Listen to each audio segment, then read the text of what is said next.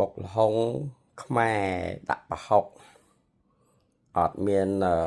ដូចផ្ទះលេខ2លេខ3អីទេនេះគឺខ្មែរសុទ្ធសាធកូនខ្មែរអ្នកបុកហើយប្រហុកក៏កូនខ្មែរអ្នកធ្វើដែរបាទជាមួយនឹងបន្លែស្រស់របស់យើងអត់អញញ៉ៃច្រើនទេមានជីអាណាជីមវង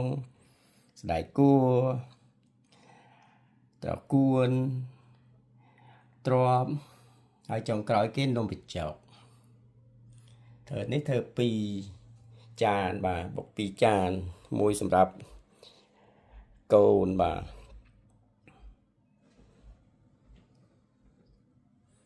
ហើយគ្រាន់តែឃើញក៏លេបទឹកមាត់ដែរ